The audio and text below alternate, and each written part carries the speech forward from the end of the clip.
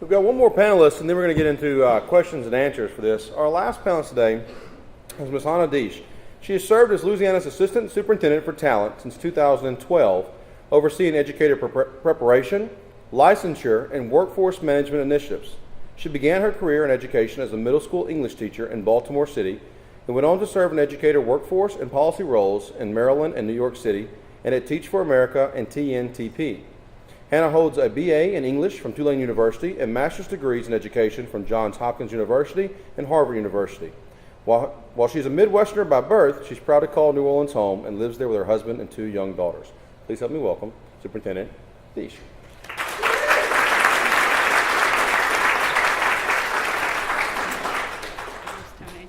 So we have left and right. This way. Okay, perfect. There you go.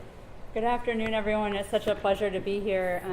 I have the privilege in my role to be able to travel all across this beautiful, great state. And I always love being in Natchitoches. It's a beautiful city and such a gracious city, and I thank you for having me. And it's always wonderful to also visit with our colleagues at the university, which is truly leading the way on issues related to teacher preparation, which I'd like to spend a little bit of time talking with you about today. I also just want to say what an honor it is to serve on this panel. Kim and April are much too modest. They represent truly the best of what is a challenging, dynamic, and incredibly important societally profession, and it's an honor to be with you, and also with Ken, whose organization helps us have what I think is truly the best Teacher and Principal of the Year program in the country. It's really such a wonderful partnership. Ken, we've had a long history of working together. It's unique that you would see a State Department and a nonprofit organization work so closely together to offer a program such as this one, and we're really truly grateful for that partnership and your leadership, Ken. So I wanted to spend just a little bit of time today talking to you about how we at the State Department think about the success of our students in Louisiana and what's possible for our students. So we believe that Louisiana students are just as smart and capable and gifted as any students in the country. And over the past several years, I've worked across 5 areas really to ensure that every student is able to reach their potential and is able to pursue their God-given gifts. And I'm going to talk briefly about these 5 areas, but then talk in greater depth about what we're doing to support teachers, because that's what today's focus is really about.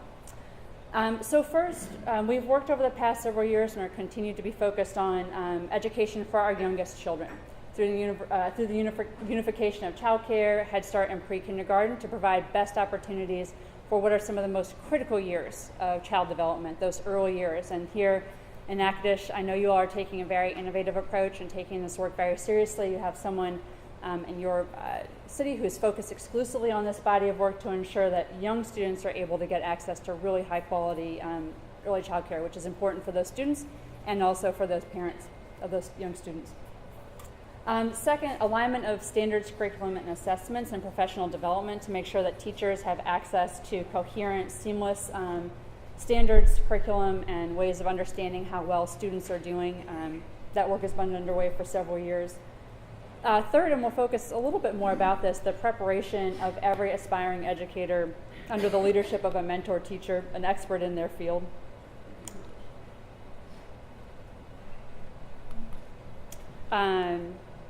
Well, let's see.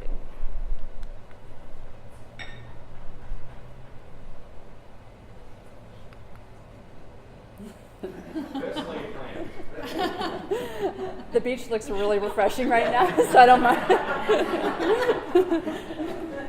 Let's see if we can get back. Yeah, there we go.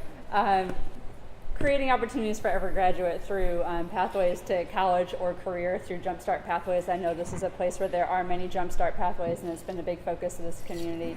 And then finally, focusing on students who are in persistently struggling schools, giving those parents options for their students, really shoring up those schools so that students have opportunities to achieve their best.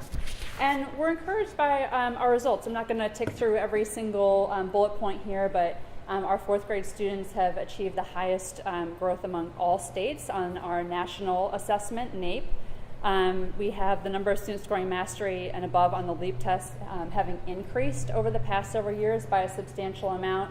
And we see really positive results in terms of college-going scores as well. So very positive results across the state that are encouraging certainly a ways to go across the state, but encouraging initial results. And all this really is made possible by teachers. So who is it that makes this possible? It is the teachers in classrooms across our state. And we've, over the past couple of years, have thought a lot about how new teachers enter the profession and how it is that they prepare for their initial years in the classroom and prepare for their role. And wanted to just talk through some work that that is underway around the initial preparation of teachers. So teachers in our state, like in many states, either earn a bachelor's degree in education and go into teaching through an undergraduate program, or may earn a bachelor's degree, as Kim did, and then pursue a teaching certificate later on. In the highest performing nations in the world, what we see are initial teacher preparation programs that provide a great deal of practice before teachers enter the profession, oftentimes with an expert in the field. That's not unlike what you'd see in the medical profession or in engineering or in architecture. Time really to practice with an expert before you get that initial certificate. And so for the past couple of years, and Northwestern really has led the way, I'm looking over at you, Dr. Gentry and Dr. McAllister, over the past couple of years, we have piloted, and then Bessie has passed regulations that are really transforming the way that teachers are prepared in our state. So undergraduates, beginning with the class entering next summer, will now be prepared through a year-long teaching residency in their senior year of college under the tutelage of an expert mentor. And those who go through an alternative route, the post-baccalaureate route, will have more interactions with mentor teachers who are being identified and trained statewide. So we're really shifting to a model of professional preparation, one that mirrors what you'd see for medical professionals or for other professionals that we're really excited about. Here in Natchitoches, Northwestern has placed 10 undergraduate residents last year, and I believe is placing 20 this year. So really, we're seeing this take root here in this community as well. And I'd love to show this picture because just a little bit of history here on the right.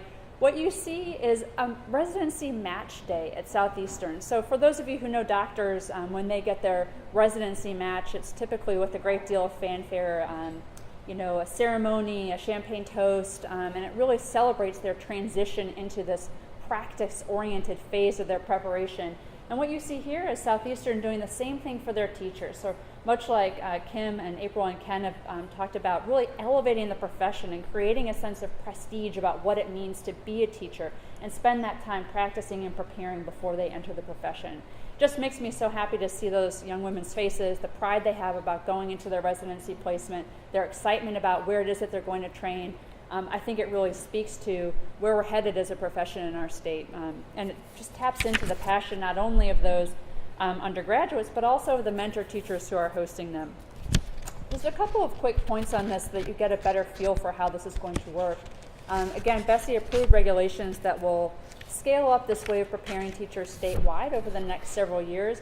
And what I think is fantastic is that it also includes financial support. So a $2,000 stipend for those undergraduates who are participating in the residency, and a $1,000 stipend for the mentor teacher who's hosting that resident. So giving some recognition and also a little bit of financial recognition to those who are participating in this new way of preparing teachers.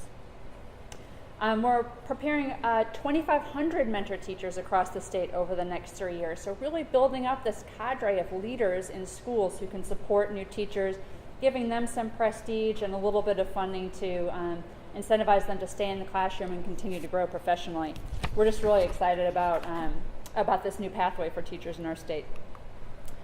One thing that we have to acknowledge, though, is that the access to these preparation experiences to date has not been equal across our state. Because most rural school systems are not in close proximity to undergraduate institutions, it's been difficult to get undergraduate residents placed in very rural parts of our state. Northwestern, under Dr. Gentry and Dr. McAllister's leadership, is trying some really pioneering methods to try to get their undergraduates placed in more rural parts of the state where students tend to struggle to a greater extent. But there's going to need to be work across the state to ensure that this residency model is able to take root, not just in university centers or in urban or suburban parts of our state, but also in more rural communities. So that is where you'll see us focus over. This map just sort of gives you a sense of what that access looks like. So over the next couple of years, what you can see from us is a focus on access to really full quality preparation in rural communities. Again, work to build this mentor cadre over the coming years, and work to support our wonderful teacher preparation institutions across the state as they make these really important shifts to really change how prepared teachers are to enter the classroom. I thank you for your time. Looking forward to any questions that you might have, and thank you.